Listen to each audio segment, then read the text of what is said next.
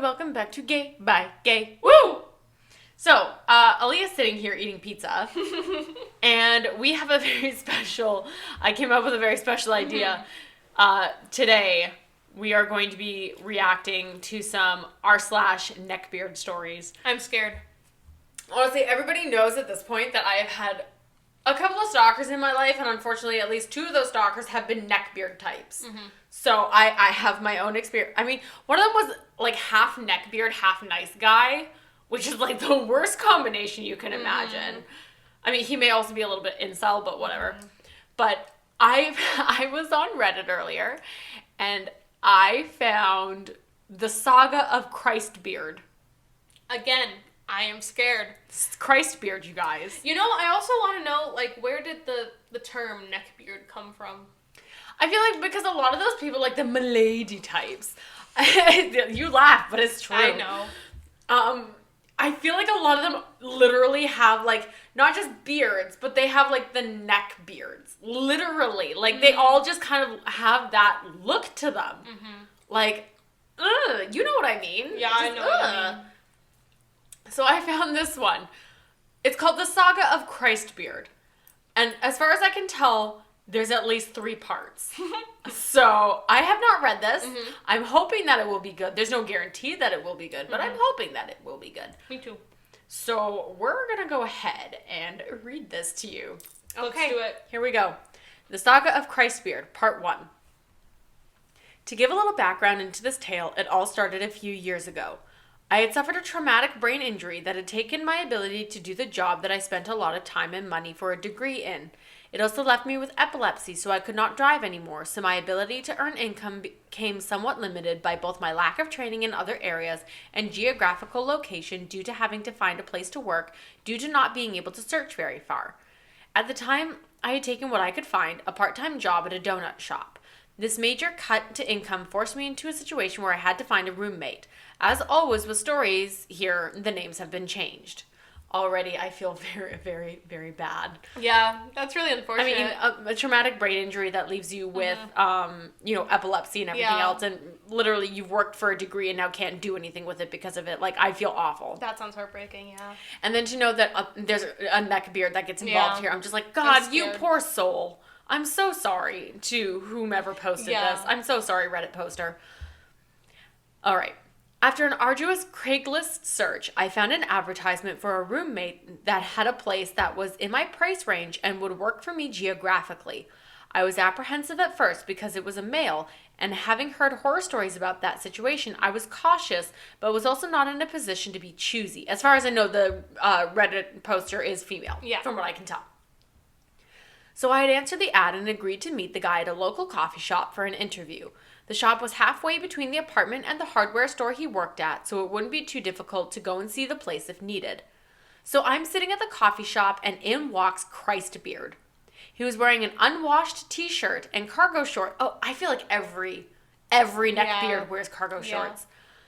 Anyway, he was wearing an unwashed t-shirt and cargo shorts and hit just about every stereotype of that guy from an anime con. A friend of mine would later describe that he looked like someone put Seth Rogen in a microwave. So I guess picture that. Oh, God.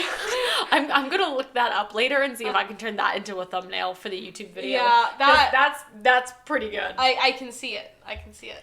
He waddled over to my table, and I'm immediately hit with the smell.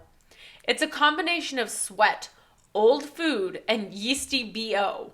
Are you Holly? He asks in a very winded tone. I didn't think much of the smell because it was a warm day and he was walking around in the heat as he did not drive either. So he immediately introduces himself and starts asking questions about my job and my ability to pay rent, saying I would be paying half of it plus electric and he'd cover the other half plus other utilities. Okay, sounds reasonable, but here is where it gets weird. I have an aesthetic some would call goth, so he immediately begins to tell me that he is a hardcore Christian and didn't care what my faith was as long as I wasn't worshiping Satan in the apartment. I mean, I guess that's fair. Do it in the woods, just not in the apartment. Yeah, just not in the apartment. Oh my gosh. I'm an agnostic, by the way, but whatever. He then proceeds to tell me about how he used to work for NASA, has 3 master's degrees, and is a published author. So neckbeardy. Okay, so he's obviously lying, but whatever. I'm not looking to date this man, I just need a place to live, so I figure whatever he likes to tell people to feel better about himself is his own business. So we walk to the apartment so that I can see it, and on the way he starts telling me about other roommates he's had. He proceeds to tell me his last roommate tried to kill him. He said he said he was offering this man some advice and pulled a gun on him. Okay. So yes, the lying is definitely a red flag, but again, I am pretty desperate at this point, so I foolishly wave it off. We get to the apartment and it's not clean, but not quite dirty.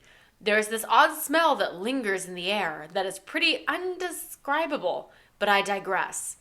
In the living room, there is a couch with one area that looks as if it has a permanent ass indent and a sweat stain. I hope it's sweat. Me too. He proceeds to tell me about how I would have access to all the common areas and could use the kitchenware. Alrighty. His face then drops into a serious scowl and he says, "But you are never to go into my room. Never." A little over the top, but fair enough. I'm a private person myself, so whatever. He then asks me if I'm a neat freak. I tell him that I clean up after myself and keep my things tidy. He then tells me how a previous roommate, not the one who tried to kill him, used to bitch up a storm if he left a dish or two in the sink. Alrighty. Red flags aplenty, but I figured this would be a temporary situation at best so I could deal with it for a little while. Oh, how wrong I was. A week after I move in, I'm in the kitchen making breakfast. He bursts through the door, slams it, and quickly locks it from behind him. Then there is a pounding on the door. "Call the police," he bellows. Oh, God. I'm still standing there dumbfounded, trying to figure out what the hell is going on, and he grabs his phone and calls them himself. He tells the 911 operator to send police immediately because a crazy old man is trying to kill us. First of all, who is us? Why are you dragging me into your bullshit? God. Anyway, the police arrive and the crazy old man is gone. The police ask what was going on, and I tell them I am just as clueless as they are. He proceeds to tell the officers that he was in the laundry room minding his own business, and our upstairs neighbor just came after him out of the blue for no reason. So the police start talking to our neighbor. Turns out the neighbor was in the laundry room at the same time and shed some light on the situation. Apparently, Christbeard wanted to use the dryer that the old man was heading toward and had butted in front of him and tossed his clothes in. When the old man protested, Christbeard apparently told him, "Well, I got here first." When the old man protested, Christbeard started yelling back and knocked the old man's laundry basket off the counter and was then chased out of the laundry room. This is getting a bit long and is only one of the many tales of Christbeard and his Christ-like behavior. More to follow. So that's just part one. As far as I know, there's 3 parts. So that's part 1. Okay. That is terrible. Really kind of dickish. Like, yeah. The thing that worries me, Christbeard. I've heard about his faith. But you haven't seen it. He's not just a regular neckbeard. No. He's Christbeard. Things must get worse from here, right? Things must get... Oh, no. Here we go. The Saga of Christbeard, Part 2. Christbeard in his natural habitat. Oh, God. Whenever we're talking about a neckbeard having a natural habitat, I get scared. Yeah. I remember one of the old neckbeards that used to chase after me. I remember what his place, room, whatever used to look like. Not good. So whenever I hear about the habitat of a neckbeard, I'm like, oh God, I've been in a neckbeard den. It's not a fun place to be. As if it's a bear's den. Yeah, it's not a good place to be, my dude. All right, here we go. Okay, so when we last left Christbeard, he had just finished embarrassing himself with the police. So where do we go from here? If you recall from part 1, I mentioned how when I saw the apartment the first time, it was not in too bad shape. Well, after a few weeks of living there, he seemed to have abandoned all attempts to make it look as if he was capable of taking care of himself, both hygiene and housework-wise. As I stated before, I tend to clean up my mess in the kitchen when I am done cooking. My cookware tends to be washed right after I plate my meal, and then I wash my dish after eating. Not so with Christbeard. His idea of the proper time to clean any dishes were when every single one was used and the cupboard was bare. I tried for a while to keep up with it and put dishes so that I tried for a while to keep up with it and put dishes that he had used in the sink when I did my wash, but eventually I had had enough. This man was in his 30s, and as the old saying goes, dishes are like significant others. Your roommate shouldn't be doing yours. That is one of the best things I've ever heard. That. I've never heard that, but I love that. I'm going to use that from now on. So I just let it go. He would leave dishes with food on them until there was mold, and even longer. So I kept to my room and let him live in his filth. I refused to cook in that kitchen because I cannot bring myself to cook in a filthy kitchen, and I had taken a hard stance on not being his maid. I fed myself mainly by getting takeout for myself, far more expensive than I would have liked, but it beat contracting some sort of foodborne illness from whatever the hell was festering in his room-sized petri dish. Ugh. Fair. He rarely showered, which didn't affect me much, as like I said, I was staying away from him in my room. So you would think with him showering once in a blue moon, the bathroom wouldn't have any problems. Oh, how wrong you would be. Firstly, once again, a man in his 30s seemed to never know how to flush a toilet. Ew. No. This was nasty enough when it was just pee, but walking into the bathroom and being knocked back by the stench of him being unwilling to part with his poop was infuriating. But hey, the shower is safe, right? Hell no. Literally every time I would shower after he did, there would be snot rockets that were a mixture of mucus and blood on the shower walls and floor. I once flipped out on him about it, and his answer, "Oh, I thought I got it all." There's no way you don't see that, and that is disgusting. Oh, God. That's the worst. Because of the constant state of filth of the common areas that I had given up on trying to keep clean alone, I refused to bring guests over. It was an embarrassment. There was this one time I had a game night planned, and I asked him to pick up all of his garbage and at least make an effort to make the place presentable instead of looking like a middle-class crack house. He had the gall to text me, "Well, I cleaned last time. It's your turn this time." Asshole. Now, Hennis? He is. Oh, he is. Hennis. Hennis. Hennis? Now, he is lucky this interaction transpired through a text because all I saw at that point was red. I absolutely wanted to choke him. I don't know, he might like a dude. Run. Don't. So I fired back about how I don't even use the living room or kitchen because of how gross he keeps things, and he knows full and well that I keep to my room. So that mess is 100% his and will never be my turn to clean up his mess. So he came home and proceeded to clean, which involves stacking dirty dishes more neatly in the sink and shoving his garbage into one corner of the living room. No wiping anything down, no washing, no anything. Then he looks at me and says, "There, I cleaned, your majesty." Satisfied? Bruh. So this is Christbeard's home life. Do you think he fares any better outside the hovel? Find out in part 3. That's so gross. The bathroom? The bathroom is disgusting to me. How do you not just flush a toilet, especially when you live with someone? That's my thing, is that, you know what, if you live on your own and you want to be filthy and disgusting, I hate to say it, but kind of, okay, fine, live your truth, live your best life. Yeah.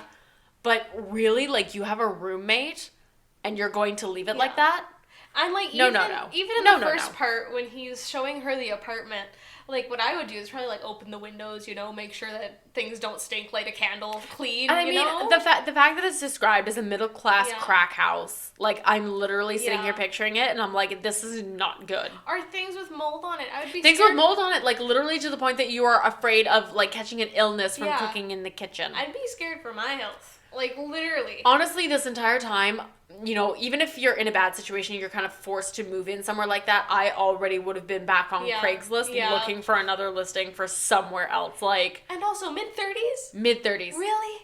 Wow. Neckbeard in his 30s. That was so rude that he knocked an old man's laundry down and got chased by an old man and called the cops because of it. Bruh. What a douchebag. So, when we come back, we will read part 3 of the Christbeard saga. Hold on to your moldy plates. Ugh.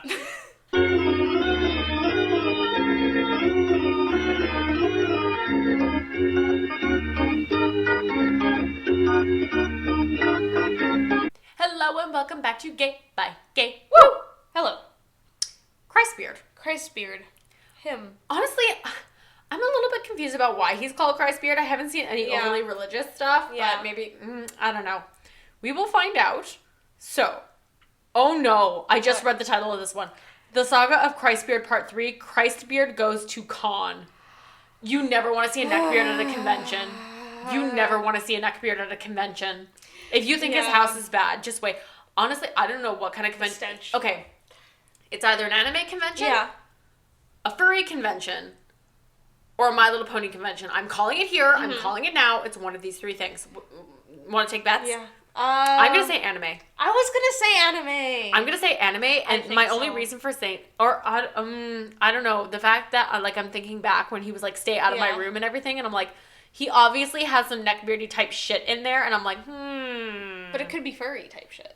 That's But it could be an anime body pillow. I feel like it's a waifu pillow. I feel like it's a waifu pillow. Maybe this is he definitely seems like the type to have, one of those anime mouse pads that have the boobs. Yeah. He seems like the type to have one of those. This might be an unpopular opinion, but I think those anime body pillows are weird.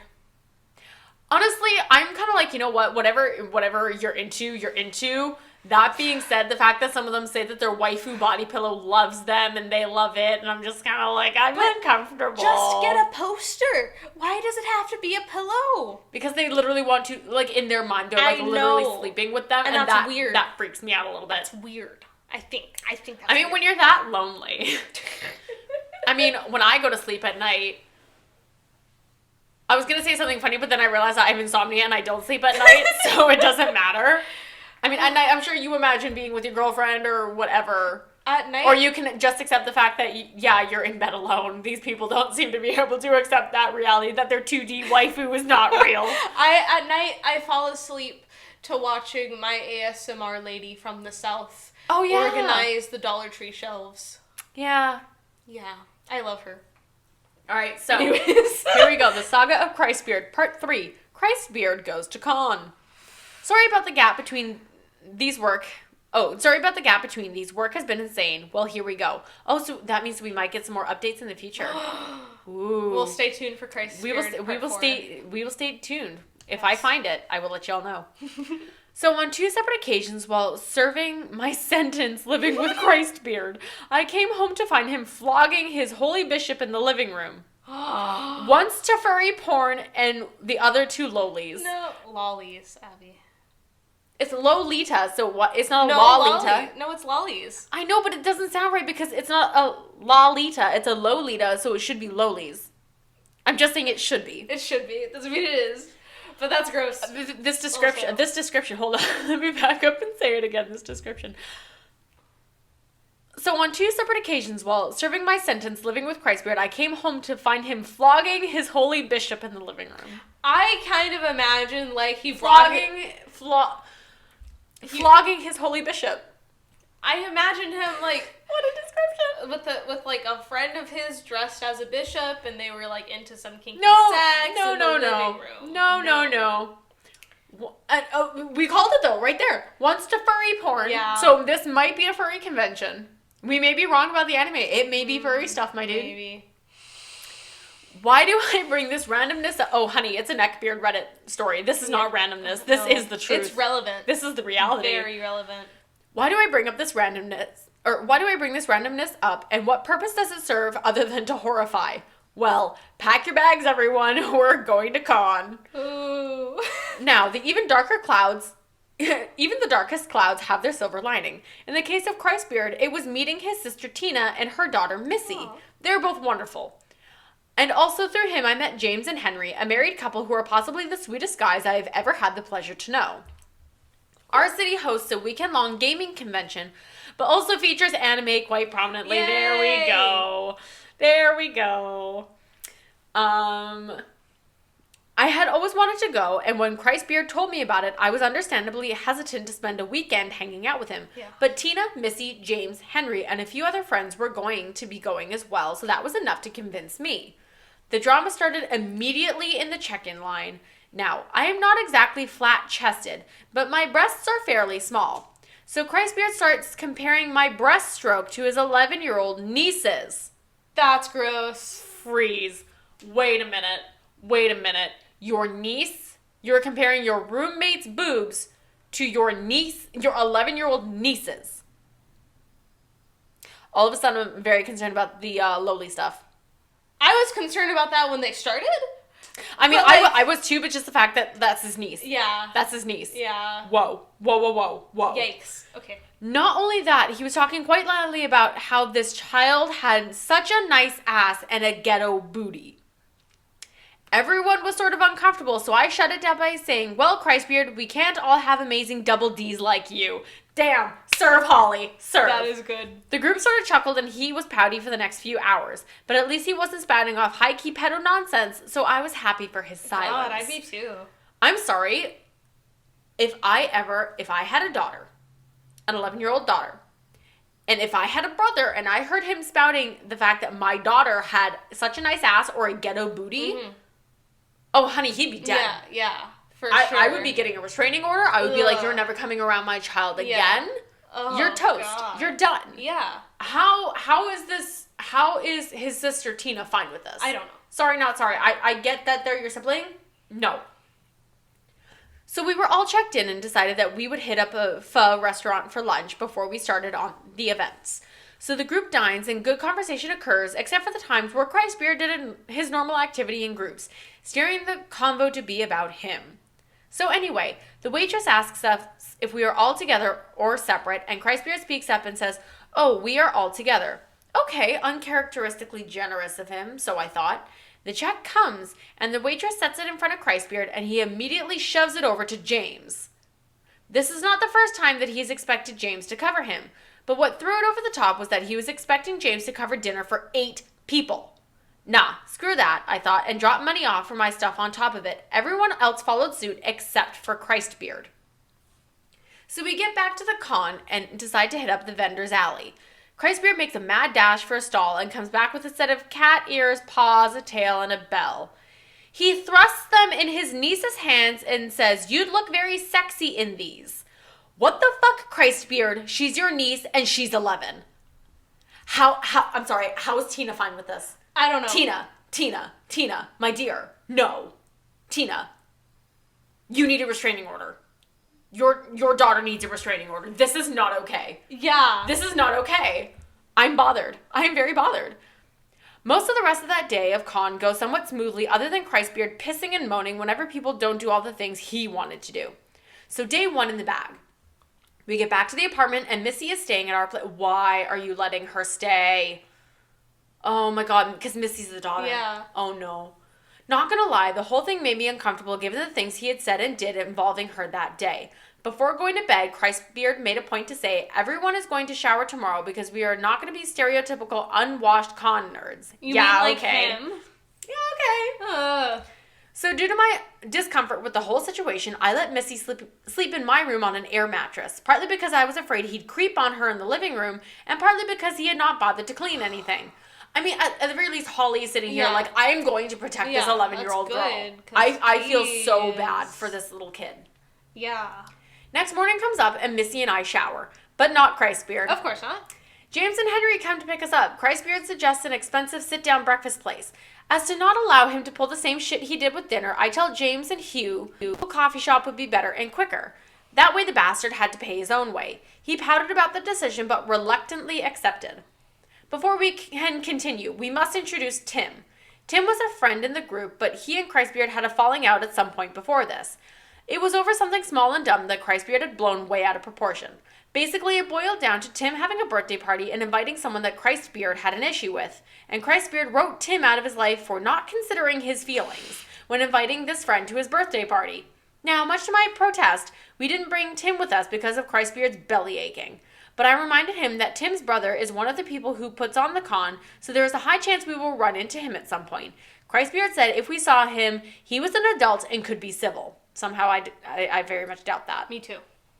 Okay, so the group decided we wanted to play Artemis. If you are unfamiliar, it's a Starship bridge simulator and it's great. So we head to the Artemis room and who is there but Tim? Upon seeing Tim, Christbeard ran out of the room like he was being chased by the police. Or an old man with a laundry basket. Apparently. Unfortunately, I drew the short straw to find out what his deal was, so I found him huddled in a corner about 3 hallways away. When I asked him what was up, he said, I just can't deal with Tim's bullshit right now and it's just too painful. Maybe I was a bit insensitive, but I told him that Tim did not even say anything to him, so the bullshit was in his head and he was acting like a petulant child. So I left him in his little puddle and rejoined the group for Artemis. The rest of the day is uneventful for the most part, and we return home. Christbeard states that he wants to go to church the next morning. Oh, here's the Christbeard part. Okay, whatever. He then whines because no one is joining him. Most of the group are not churchgoers, so I'm not sure why this was a shock to him. So James says just to text him when he's done with church and he would pick him up to join us. Now the last day of con has precious few events. It's mostly for the vendors and whatnot. So after hitting up the vendors, we decide to head to Chris's house for some gaming. Chris had to work the first few hours of con and couldn't join us, but he wanted to the group? Okay. But he wanted to the group, and as most have come out from town. Okay, that sentence just doesn't make a lot of sense, but okay. At no point in the day did Christbeard text anyone to pick him up. Honestly, I was fine with that. Very good. Next day, however, Tina asks me if I saw Christbeard's Facebook post. Oh no. So I took a look. It was this long diatribe about how everyone at con was so mean to him, calling him an idiot. Me over the Tim thing, I suppose, even though I never called him an idiot. About how he was called bitch tits for no reason. Again, me, but you don't want me talking about your breasts. Don't talk about mine. That's fair. I respect that. And how on the last day, we all just blatantly excluded him from gaming at Chris's house. When he was called out on all of this, he deleted the post. Where do we go from here? How about Christbeard gets a girlfriend and how he and this new person affected James and Henry's New Year's party next time in part 4. Oh my gosh, a cliffhanger. There will be a part 4, so at some point we are going to be doing an update. I am actually kind of invested in this. Yeah. Oh my god. What the hell? This guy's terrible. How does he have friends? Honestly, the thing that is bothering me is all of this stuff about his niece. Yeah. Oh god. Yeah, like, even just looking at some of the other, like, Reddit comments under this post, like, I don't understand how Tina could let Missy be around him when he's so creepy and says such disgusting things. I don't think she knew how bad it was until she experienced it. Neither of them interact with him anymore. God, that's so gross. But, just like, disgusting. damn. Disgusting. And, like, for him to be like, they excluded me, or the Facebook post. Fucking typical Neckbeard. I know, but like, what? Typical Neckbeard. So, Facebook post to complain. Oh, God.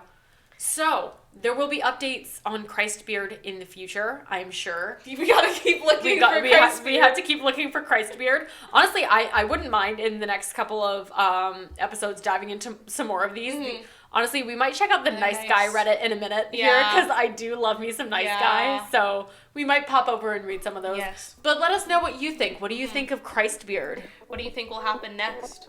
I'm almost a little bit worried because it's talking about him ruining a New Year's party with a possible girlfriend, and I'm kind of like, oh no. Oh no. Oh no. I feel bad for the girlfriend. Honestly, who out there is dating a Neckbeard? Who? I don't know. Why? I don't know. Anyways, let us know what you think. Thank you so much for listening, and we will see you in the next episode. Yes, take it gay by gay, guys. Bye!